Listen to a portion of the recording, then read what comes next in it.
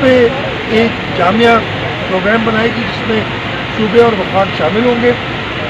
یہ اتفاق کیا گیا ہے کہ واٹر اکارڈ 1991 جس میں صوبوں کے حقوق شامل ہیں اس پہ مکمل طور پہ عمل کیا جائے گا۔ یہ بھی سی سی آئی نے کہا ہے کہ پانی ایک بہت قیمتی اثاثہ ہے اور ہمارے آئین کے بنانے والوں نے اسی چیز کو مد نظر رکھتے ہوئے یہ کہا تھا کہ پانی کے معاملے پہ جو بھی ڈسپیوٹس ہوں گے ان کو ایمیکیبلی میوچل انڈرسٹینڈنگ سے ریزالو کیا جائے گا۔ اور ان سب باتوں کے بعد جو معاملہ اس وقت چل رہا تھا، اور میں یہ پڑھ دیتا ہوں، in view of about after deliberations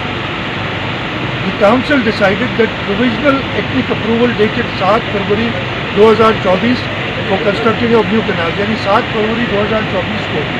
جو ایتنک کی ایک میٹنگ ہوئی تھی جس میں 7 کنالز کا ایک پروویژنل اپروول دیا گیا تھا، اور اس کے ساتھ ساتھ ارسا کی ایک میٹنگ ہوئی تھی 17 جنوری 2024 کو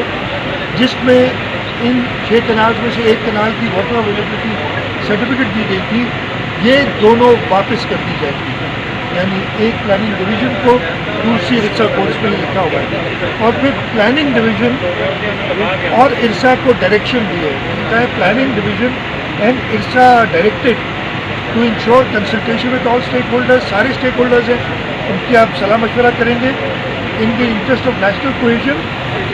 and to address any and all concerns until mutual understanding is reached, یعنی جب تک باہمی اتفاق نہیں ہو جاتا یہ منصوبے آپ دوبارہ کسی فورم پہ نہیں لائیں۔ میں پرائم منسٹر نواز شریف صاحب کا بہت شکر گزار ہوں اور چیئرمین بلاول بھٹو زرداری صاحب کی لیڈرشپ کے شکر گزار ہوں کہ انہوں نے اس اہم معاملے کو اس خوش اسلوبی کے ساتھ، لوگ کہتے تھے کہ جی یہ کبھی بھی نہیں مانیں گے صوبے، اور واقعی پانی ایک ایسا سینسٹیو مسئلہ ہے کہ کوئی بھی صوبہ، کوئی بھی اسٹیک ہولڈر